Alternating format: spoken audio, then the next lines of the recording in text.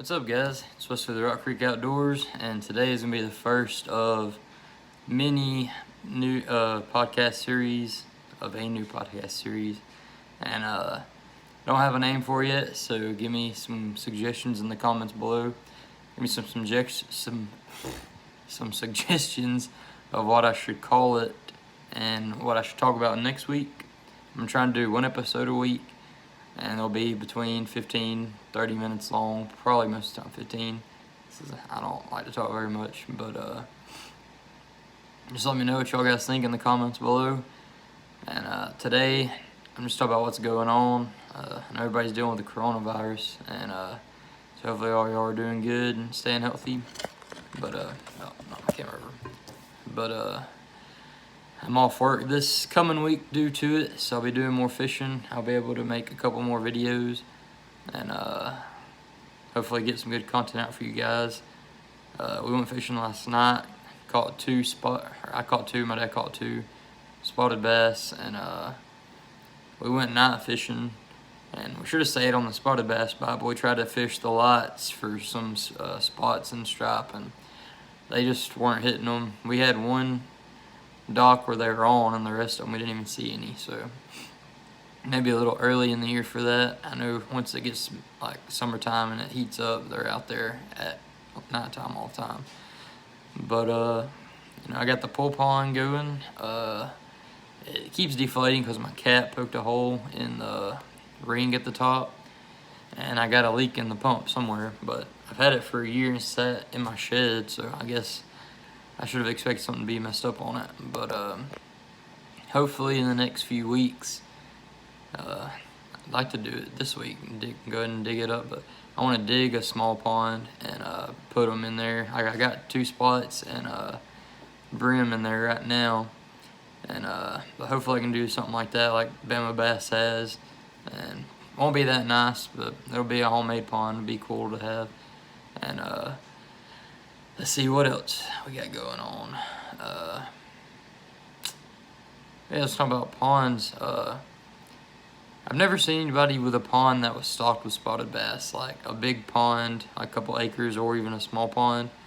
So I thought that was cool. I mean, I usually catch a spotted bass on Smith Lake, but one day I'd like to get some land and build a big pond and grow spotted bass in it. Like try and see if I can make a mega spotted bass, like they got in California, which those are Alabama Smith Lake strain spots out there.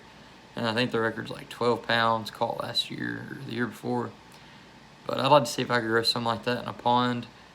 And hopefully in the next 5 or 10 years I'll have some land and try and do that on. We'll see. But as long as coronavirus keeps going up, probably not. But hopefully it'll be getting back to normal. But let's see, I'm at 3 minutes. Yeah. Let's see, what else do I want to talk about? Podcasts are hard, especially when you're by yourself. I guess that's why most people have more than one person. They're usually 2 or 3. And we're going to be doing that probably. I'm buying a shed, and I got drums and guitars, and then so I want to put like some weight equipment in it, so I'm going to buy one of those and fix it up for that. I'm also going to put I bought a desk, put that in there, and that'll be my podcast area. Me and my buddy Ben are doing a podcast too. We haven't started it yet, but I've already started the social media and all that. It's going to be Whiskey Bravo Tactical Time. Whiskey Bravo for W for Wesley and B for Ben. And hopefully we'll do our first podcast this week with that. And my wife's wanting to start her own podcast too, doing a crime podcast. So that should be interesting. I told her she has to do all the research because I don't want to research it. Just like hearing about it. But so it sounds like a lot of editing in my future. But I did buy a podcast mic. I'm not using it currently because I haven't got it sorted out how I'm going to edit it and all that. I bought Audible to try and do that on, but and it worked pretty good. So I have to see about how putting the video along with the sound, which I know some people don't even do that, but I'd prefer to. And especially when I upload it to YouTube. But see, I got a lot of stuff in the works. My dad's about to get him a new boat. I'm looking forward to that. You know, I got a 93 Skeeter, 16 foot, and so he usually goes fishing with me. He's looking at getting a brand new Nitro, so probably going with him more than I take myself out on my boat, just for the luxury of it. But I'd like to get me a new boat in a year or two. Like, I don't think I want a brand new one, but like a 2010s boat, like a something bigger than 16 foot, preferably like 18 or 19 foot. And you know, the motor don't bother me being a smaller motor. Like I don't mind going 30, 45 miles an hour. I've been in a boat, we went 82, you know, that's, you get there fast, but it's kind of scary, especially when you hit a wave. But we hit a wave, me and my cousin hit one the other day in my boat. We were on Smith Lake, and ski boats and jet skis are ridiculous right now, especially on the weekends. And I hate them. I ain't even gonna lie, I hate ski boats and jet skis just because they always tend to try and blow you off the water. Like they run within 10 feet of your boat and just wake up the whole place. They can't stay on the main body. They want to go in the channels and whatnot and mess up your fishing spots. But if you have one, you know, I don't blame you. It's probably fun.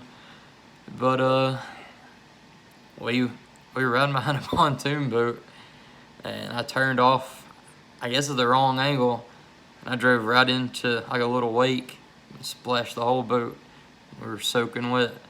And before that happened, we were fishing, and we were turned towards the main body, and a wave came up, and it was like a 4-foot roll. Like, I don't know what kind of boat went by. It had to be a ski boat, but it washed over the whole front of the boat. I had to jump back to keep from getting my shoes soaking wet. But that was interesting. If we would have been sideways, it might have dumped us over. But yeah, I've been doing a lot of fishing. You know, I think I've been 14 times in the past month, and usually I may go 4 times a month. You know, that's once a weekend pretty much. But this quarantine's been letting me get out a lot, and I've been taking a bunch of different people out fishing. Probably fish with like 5 different people. And I'm supposed to go fishing with a buddy from work tomorrow, but it looks like the weather's gonna damper that. But I'm trying to go to Pickwick one day this week, maybe Gunnersville, I don't know, but I definitely want to go to Pickwick. My goal this year is to catch a smallmouth. I've been to Pickwick 3 times, and I've never caught a bass. And 2 of the times the boat wasn't working, and one of the times I hooked a bass and it broke off. Like, my dad caught a couple. He caught a spot. I think he caught the trifecta: spot, a largemouth, and a smallmouth. And I didn't catch nothing. And just bad luck, I guess. And then the last time we went, it was like 55 degrees, and they were pulling water like crazy. And like the floodgates were open because it rained so much. And you couldn't even stay on the channel without getting pushed back. My trolling motor wasn't strong enough, so that was I think I caught a white bass, and that was it. But I definitely want to go catch a smallmouth. I like to go to Gunnersville, but I heard it's crowded lately, with I guess everybody being off work and having time, which it's always crowded anyways. But and then Memorial Day's coming up, I think. Memorial Labor Day, I get those 2 confused.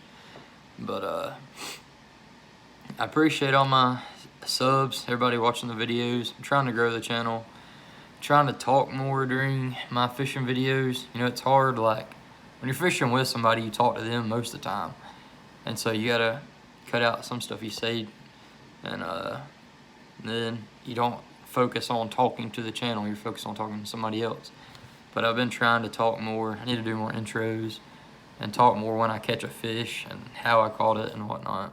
Which, Smith Lake, I've been pretty much worm fishing. That's about, I caught some on the deep diving crankbaits on the KVDs, and then that kind of turned off, and it's been Texas rig or shaky head with a watermelon worm, and I've dipped the tail in chartreuse. And if you find watermelon worms or chartreuse dip at Walmart, you're in luck because everybody's buying fishing stuff out. I bought 2 ugly sticks the other day for my spinning reels, and it's the only ones they had. They didn't have any trick worms. They were out of most U-tail, and I think I got 1 pack of U-tail watermelon. That was the first time I've tried those, and they work pretty good, but I prefer the trick worm for the shaky head. But they've been selling out a lot. I think out of like the 50 different line selections they had, there was like 6 of them, so I had to buy, I think I got 10-pound mono, and usually I use fluoro, but it's better for night fishing anyways to use mono because it's reflective. But yeah, I wish there was more tackle stores. We got a few around here, and it's hard to find them that aren't overpriced, and Walmart's usually got the best prices, or I buy my stuff at Tackle Warehouse a lot too, and use mainly Zoom. Been buying Guggen baits. I like them, but they're more expensive, and they don't give you as many in a pack, like at least the worms wise. I mean, it's like 5 worms for $6, and you know, if you want to buy those, power to you, but the Zoom works just as good. I mean, I like using their baits. They work really good. I like the Bandito bug personally. Definitely buying those. That's going to be pretty much the only beaver style bait I use. But let's see, what else? It's hard to think. I got the race on over here, so I keep looking back at it. First live sporting event I've watched all the past 2 months, I guess. But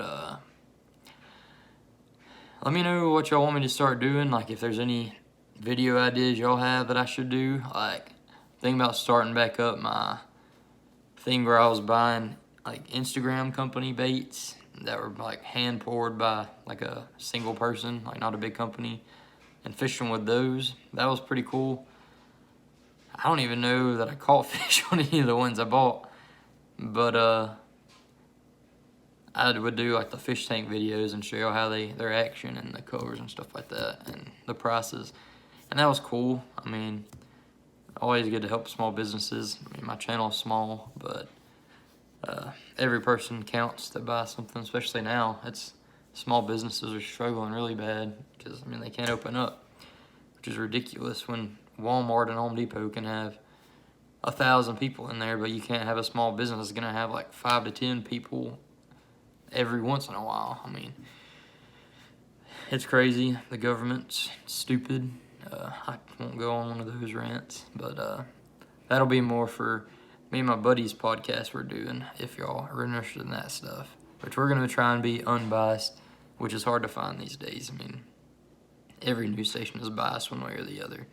You got to pick a little bit from each one and find out what the real story is, because they're going to bash one way or the other. And